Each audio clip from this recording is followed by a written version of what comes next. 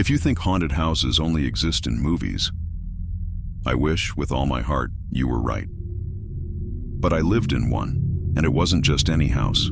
It was that house, the cursed Amityville house. The same one that inspired books, movies, theories, even exorcisms. But no one ever tells you what it's really like to be inside it, to feel like the walls are watching you. Back then, I didn't know.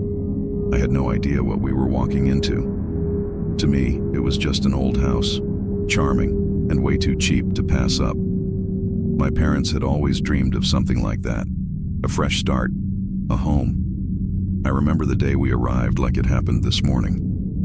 The sky was thick with dark clouds and the white exterior of the house looked gray, almost lifeless. But they were excited. And me? I tried to fake it.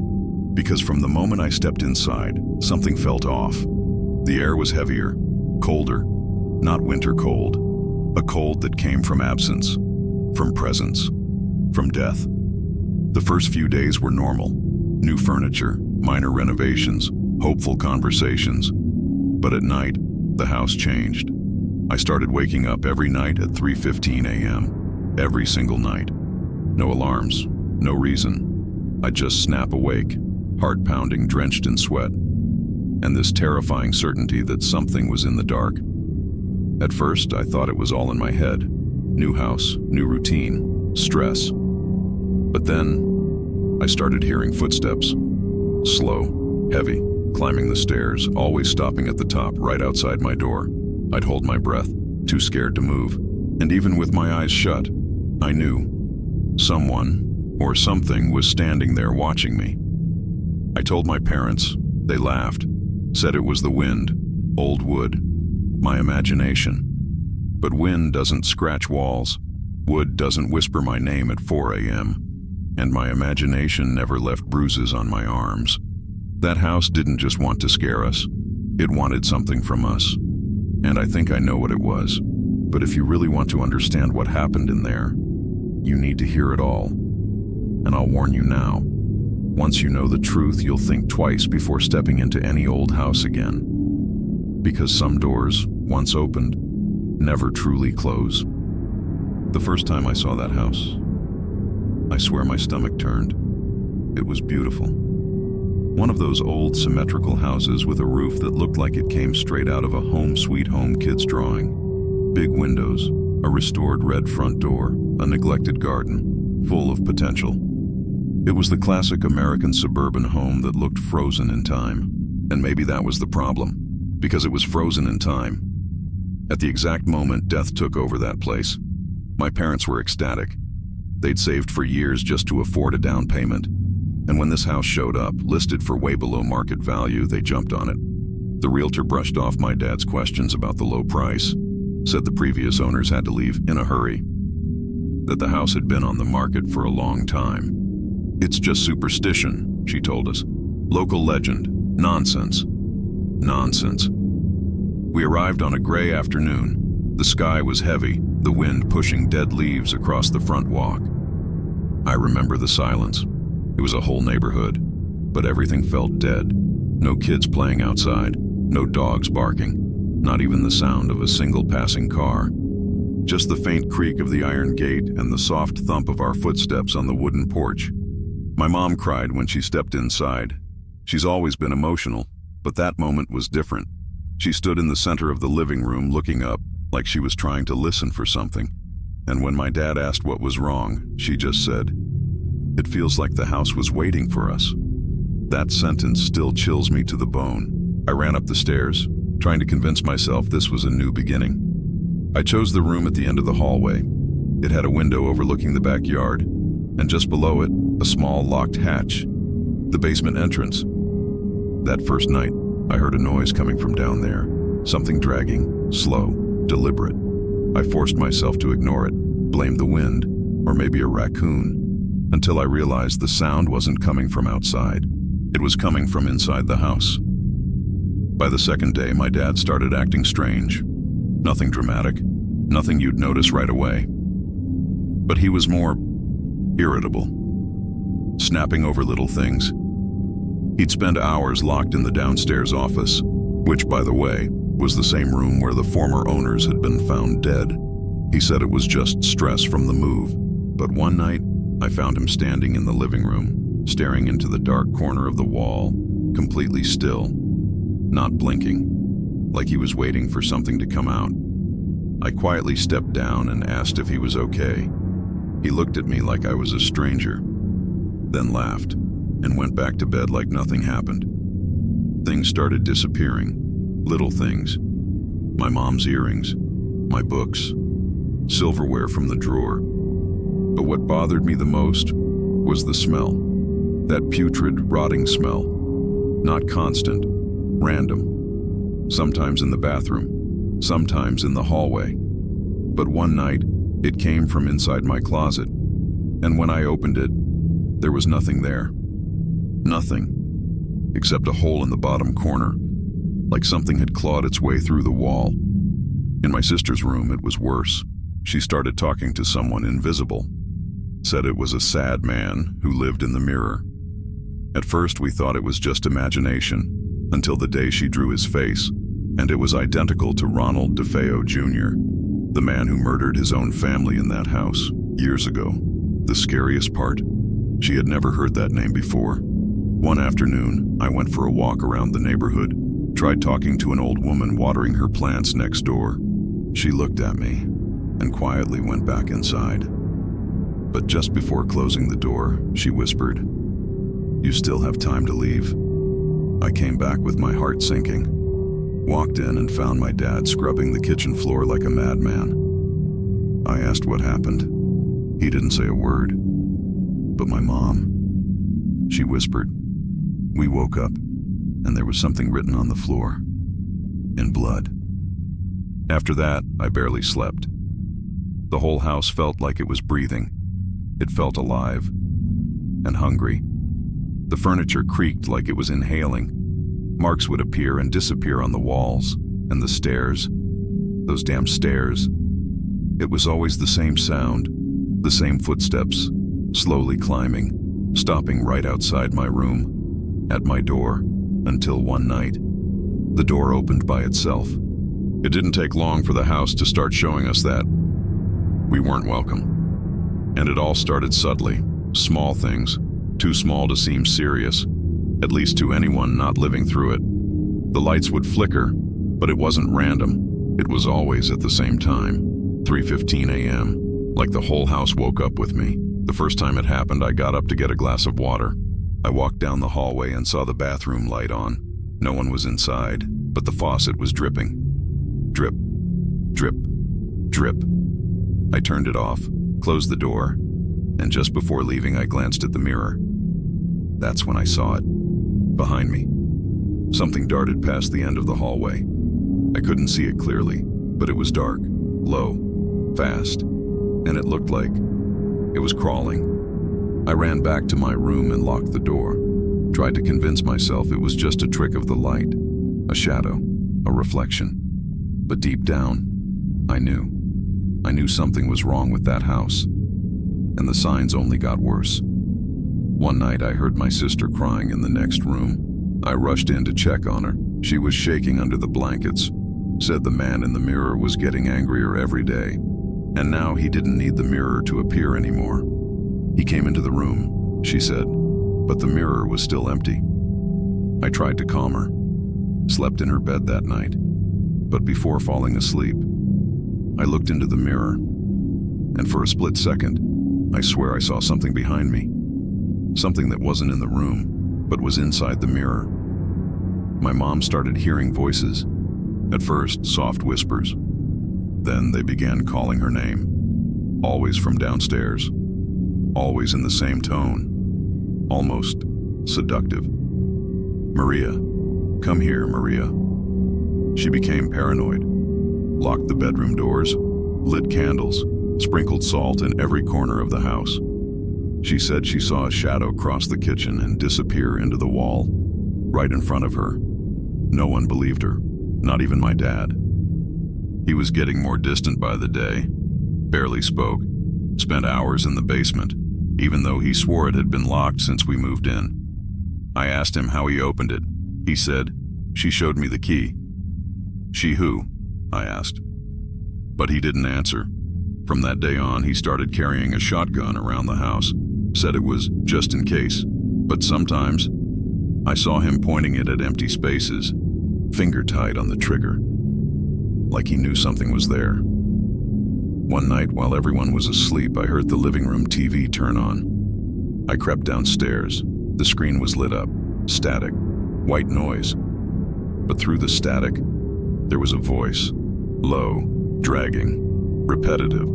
It said, "Leave, or it'll be too late. Leave, or it'll be too late." I unplugged the TV, but even with no power, the screen stayed on for a few seconds. It made no sense. Nothing did anymore. I started writing everything down, every sound, every time, and I realized it all happened at night, always after 3 a.m., always in the darkest parts of the house. The lights burned out constantly, but they didn't explode. They dimmed, like something was draining the energy. One day I came home from school and found every door inside the house wide open. Every single one, except the basement door. That one was slightly ajar. I walked over, called for my dad. Nothing. Called for my mom. Silence. When I touched the doorknob, it felt like ice. I opened it slowly. Inside, total darkness. But the smell, that same rotten stench from before, but stronger, overpowering, like decaying meat mixed with scorched metal. I stepped down 3 stairs, and then I heard it. Whispers. But they weren't coming from deep inside the basement.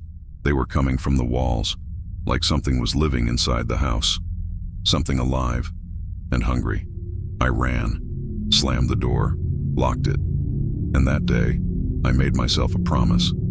I would never go back in there. But it was too late. The house already knew my name, and it already knew how to find me. Up until then, you could explain things away. Wind, lack of sleep, nerves from the move. But after that, the house stopped asking for permission. It started to attack. The first time was with my mom. She was alone in the bedroom, folding clothes, when she felt someone yank the bedsheet. Thinking it was my dad playing some dumb joke, she turned around laughing. But no one was there. Nothing. She bent down to check under the bed and saw them. Marks, 2 handprints, like something had crawled into the mattress.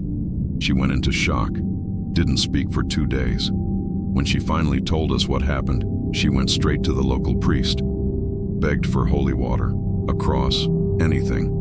But no one wanted to get involved. That house was known. They knew. And they stayed quiet. The next night, my sister woke up screaming. I ran to her room. She was trembling, sobbing, saying someone came through the wall, said it came out of the closet, but not through the door, through the wood. She had scratches on her legs, 3, parallel, like claws, long, sharp, impatient. We took her to the hospital, told them it was the cat. But our cat had disappeared days ago, and the weirdest part? He vanished after spending hours growling at the corner of the living room, at nothing. Every night the house felt darker. Didn't matter how many lights we had on. There were always shadows where there shouldn't be, especially on the ceiling. Sometimes we'd look up and see shapes, like something crawling up there, inside the walls. My dad got worse. He talked to himself, wrote nonsense words on scraps of paper, and drew what he called the whisperer's face. Always the same eyes, wide, hollow, black as burnt coal, and a smile that stretched across the entire face. One night, he woke up bleeding from a cut on his arm. Said he dreamed someone was dragging him under the bed. But when he woke up, the cut was real. My mom started sleeping with a knife under her pillow. My dad with his shotgun loaded. And me. I started seeing shadows darting through the house. My own reflection, moving out of sync. Once I looked in the bathroom mirror and saw myself smiling, but I wasn't. I knew we were losing control. But it wasn't until the house started hurting us physically that my parents admitted something was really happening. One night, we were all in the living room, watching a random movie to take our minds off things. Suddenly, every door in the house slammed shut at once. All of them. Like a wave of force had exploded from the inside. But there was no wind. The TV shut off by itself. The clock stopped. 3:15. Then we heard the footsteps on the stairs, one by one, heavy, slow, like something carrying centuries of rage was coming straight for us. We froze. Then, the lights went out. My sister started crying. My mom held her. I curled behind the couch, and the stair creaked, right outside the living room. Time stopped. Breaths held. No one moved. And then, a voice, weak, from upstairs. "Leave, or you'll all die here." My dad ran up, shotgun in hand, yelling, asking who was there, but he found nothing. Only the words "Get out" written on the hallway mirror, with something that looked like blood, or paint, or something thick, dripping, with the smell of rust. The next day we tried to leave, but the car wouldn't start. The garage gate wouldn't open. The landline kept ringing, even off the hook. We'd pick it up, and all we'd hear was breathing, low, almost animal, or maybe inhuman. My mom spent the whole day praying. My sister stopped talking, and my dad, he started saying he could hear them, inside his head. He said the house had chosen him. That's when everything really started to fall apart. That's when we understood. The house wasn't just haunting us, it was breaking us, one by one, like something preparing its meat before the feast, as much as we tried to deny it. Deep down, we all knew something was wrong with that house. But it wasn't until I discovered the truth that I realized what we were living through wasn't new. It was a repeat, a cycle, and we were just the next ones. It all started when I found a hidden box in the attic. That day, the house felt quieter than usual, a silence that pressed against your chest, that made your ears ring. I went up to the attic on instinct. The stairs were narrow, dusty, web-covered. The light didn't work. But when I got to the top, I saw it, a box. Old, dark wood, locked with a rusted latch, warped from time. I pried it open with a screwdriver, and what I found inside chilled my blood. Newspaper clippings, old photos, handwritten notes, and a journal. The clippings were about the DeFeo family murders. The papers were from 1974. Photos of the house, photos of the victims, all of them lying face down, shot in the back. 6 bodies, including children. And then came the most disturbing part, the killer's name, Ronald DeFeo Jr. The same face my sister had drawn, the same name I'd heard whispered at school, like it was something forbidden. According to the files, he said he murdered his family because the voices told him to. He said it was the house, that they spoke to him at night, and that he couldn't ignore it anymore.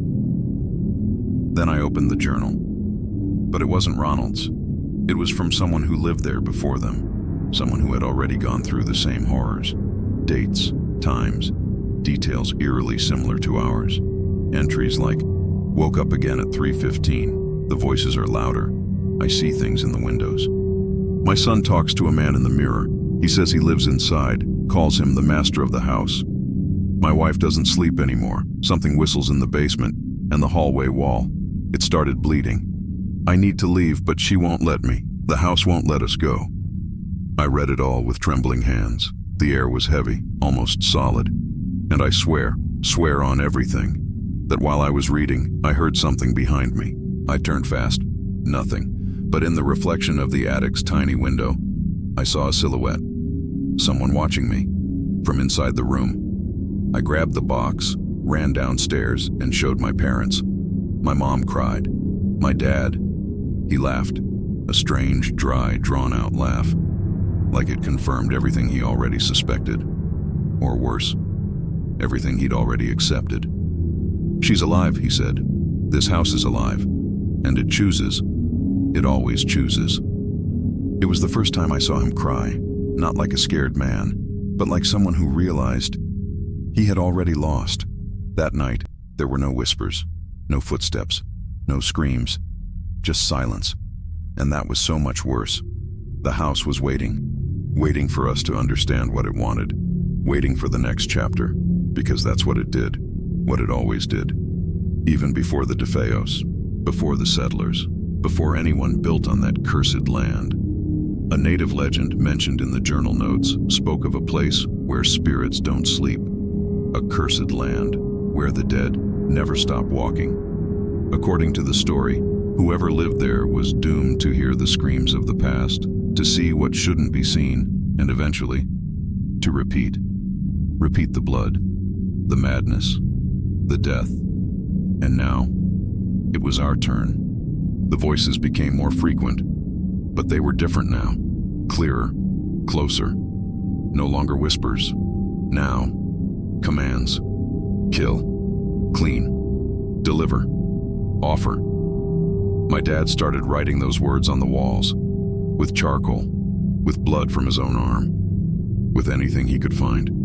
My mom prayed until she passed out, and my sister, she didn't seem like herself anymore. She'd spend hours staring into the mirror, saying the sad man was happy now, because he knew, very soon, we'd be staying with him. It's hard to say exactly when the madness began, maybe because it didn't start all at once. It crept in slowly, like water through cracked walls, filling every corner of the house and every corner of our minds. By then, there was no routine.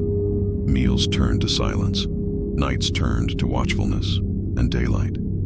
Daylight was just a cruel reminder that night was coming again. My father was no longer the same. He paced like a trapped animal, muttering in gibberish, sometimes in languages no one understood. He drew symbols on the floors, on the walls, on his own body. One night I found him kneeling in the living room, naked, covered in dirt and ash. Candles circled around him, and in the center, a dead bird, wings spread wide, neck twisted, like it had been offered. He looked at me with sunken black eyes, eyes that didn't belong to him anymore, and whispered, "She accepts me now. I'm part of her." I tried to scream, but no sound came out. My mother, on the other hand, began fading into herself. She'd sit for hours, staring at nothing. I once heard her whispering to the hallway wall, apologizing. I didn't know. Please don't take my children." My sister stopped sleeping altogether.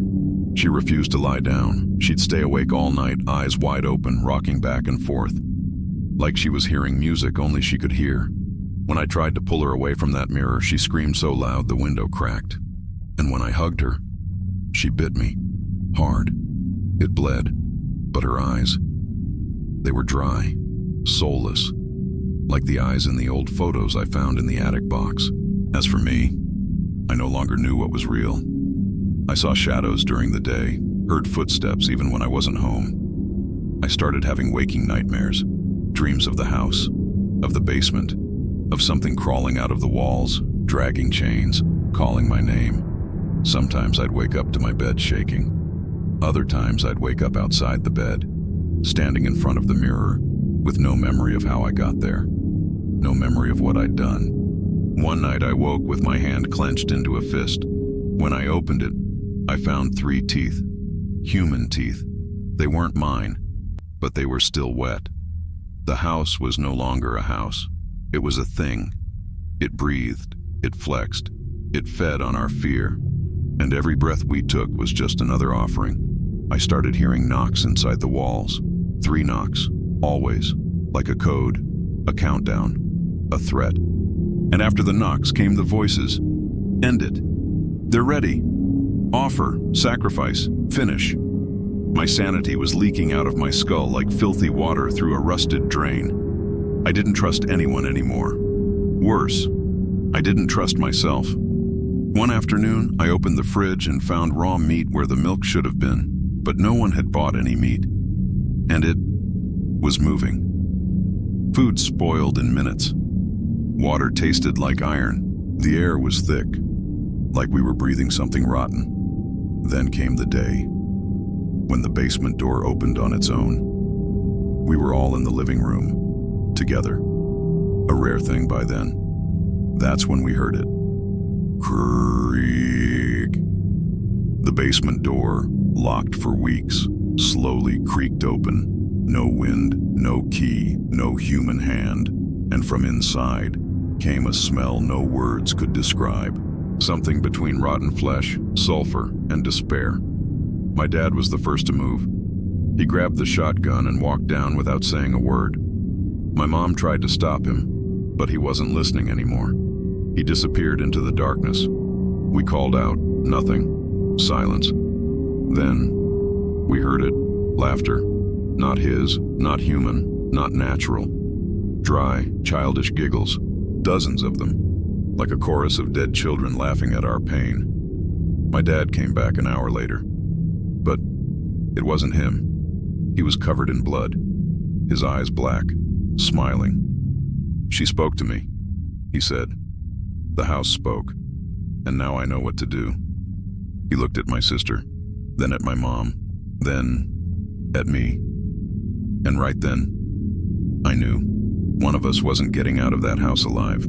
The night we escaped that house wasn't what you'd imagine. There were no desperate runs with suitcases, no screaming down the staircase. It wasn't like in the movies. It was worse, much worse, because we didn't choose to run.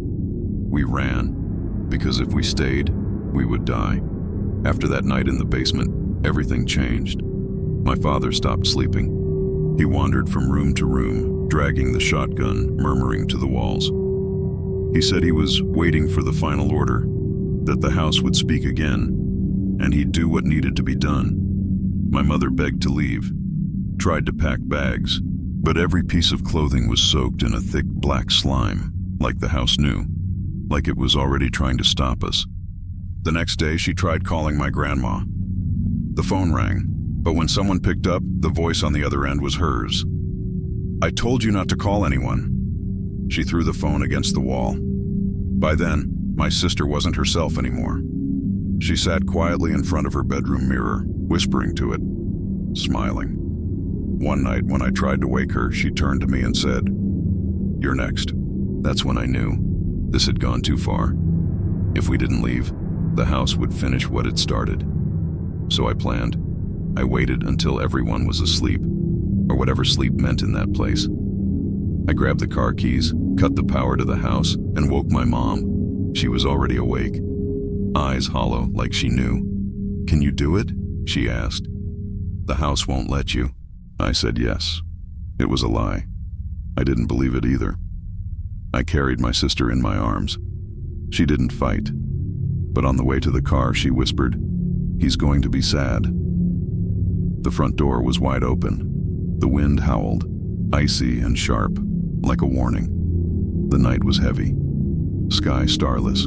I started the car. Somehow, it worked. Just as we pulled out of the garage, my father stepped onto the porch.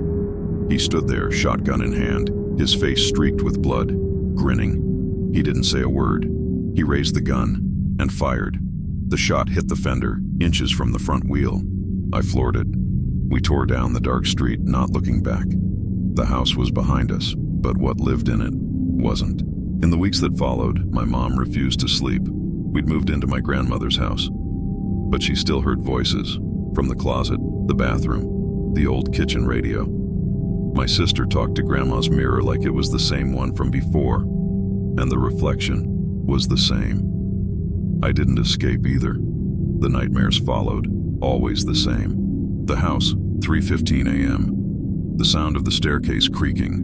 One night, I dreamed I was in the basement. A woman's voice called to me, soft, warm, inviting. She led me to a hole in the wall, and inside was my father, smiling, telling me, "Come back, son, she's still hungry." I woke up drenched in sweat, bruises on my arms, like someone had grabbed me. Since then, strange things started happening outside Amityville. Flickering lights, doors opening on their own. That same feeling of being watched. We sought spiritual help, blessings, cleansings, exorcisms, but something always returned. A whisper, a scent, a shadow. We weren't the only ones. Other families said the same. The house never stays empty, because it always keeps a part of you. Maybe it was our ignorance, our silence.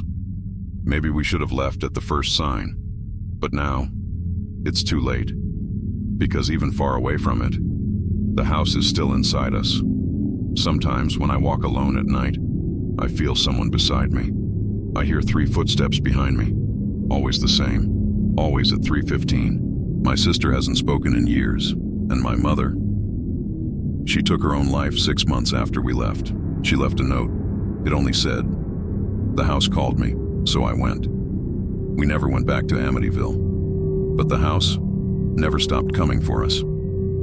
I used to think that if we could just escape that house, the nightmare would be over. That once we were out, it would end. But I was wrong. The truth is, the house was never just a place. It's a prison, a presence, a shadow that stretches beyond walls, beyond time. Sometimes, in silence, I still feel it beside me. Still hear the voices, whispering my name. Still see the shadow that isn't mine. I've tried to move on. New cities, therapy, prayer. But the past, it doesn't let go. And I've learned something. It doesn't matter where you are. When the house wants you, it finds a way. This story isn't over. Not for me, not for my family, and maybe not for you. Listening to this now. Texto if you ever come across a house that feels too quiet, too perfect. Walk away. Because some stories never end, and maybe, just maybe, the next victim is closer than you think. So if you ever hear slow footsteps behind you, or if the lights flicker at exactly 3:15 a.m., don't turn around, because what's back there wasn't waiting for an invitation. Padre, I should know. I've seen too much, lived too much, and yet here I am telling you all this, because sometimes speaking is all that's left. And if the house found me, just so I could tell you this, then maybe it wants you to know. Just be careful. Because the next time you hear the stairs creak, the next time the air smells like rot, it might already be too late. And by then, it's already inside.